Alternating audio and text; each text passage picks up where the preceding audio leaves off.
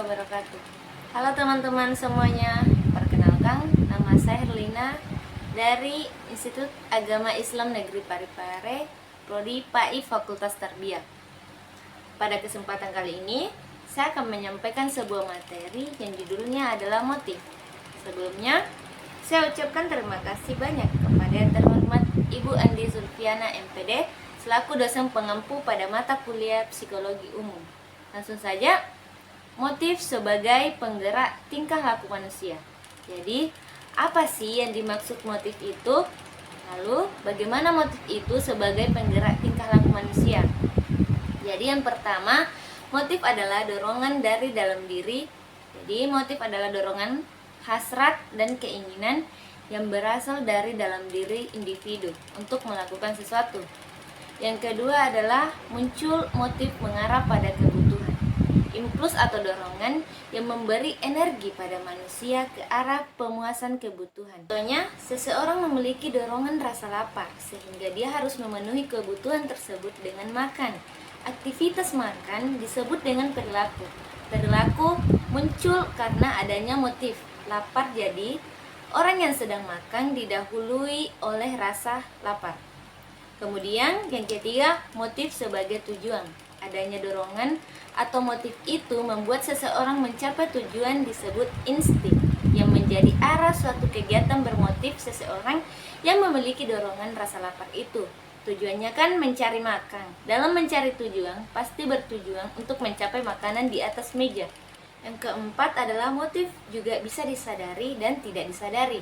Motif yang dilakukan secara tidak sadar melalui tingkah laku refleks atau otomatis yang memiliki maksud tertentu. Motif sadar melalui tingkah laku yang disadari karena memiliki tujuan tertentu. Untuk mencapai tujuan, motivasi itu mengarah pada sebuah proses, sedangkan motif merujuk pada tujuan untuk mencapai tujuan. Seseorang perlu memiliki proses atau melalui proses tertentu. Proses itulah yang disebut dengan motivasi. Motif dan motivasi saling berkaitan antara satu dengan yang lain. Jika motif seseorang menurun, motivasi dapat dibangkitkan dengan kekuatan eksternal. Contohnya, Rini memiliki motif atau dorongan untuk memperoleh ranking 1, sehingga untuk mencapai juara 1, dia belajar dengan giat atau berproses dan memotivasi dirinya. Lingkaran motivasi terbagi menjadi 3, yaitu kebutuhan, tujuan, dan tingkah laku. Ketiganya ini saling berkaitan satu sama lain. Tingkah laku yang dilatar belakangi oleh adanya kebutuhan dan diarahkan pada pencapaian suatu tujuan agar suatu kebutuhan terpenuhi dan suatu kehendak terpuaskan.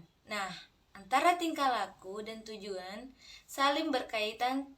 Tingkah laku pasti muncul karena adanya sebuah kebutuhan, sehingga adanya kebutuhan pasti mendorong seseorang untuk bertingkah laku. Tingkah laku juga dapat muncul karena adanya sebuah pencapaian. Kalau kita punya tujuan, kita akan bergerak untuk melakukan tujuan itu. Nah, tujuan itu juga bisa berupa terwujudnya bagaimana seseorang itu mencapai tujuan. Kebutuhan tertentu. Jadi, antara ketiganya saling berkaitan. Contohnya, saya punya kebutuhan untuk makan, sehingga saya harus bertingkah laku untuk mencari makan tersebut. Makan sendiri adalah wujud bertingkah laku. Jadi, bagaimana saya mencari makan, berarti saya harus cari tujuan untuk bekerja. Dengan saya bekerja akan mendapatkan uang, sehingga itu menjadi tujuan saya, sehingga memenuhi kebutuhan. Itulah contoh sederhana dari lingkaran motif kebutuhan. Sekian dari penyampaian saya. Terima kasih atas perhatiannya. Wassalamualaikum warahmatullahi wabarakatuh.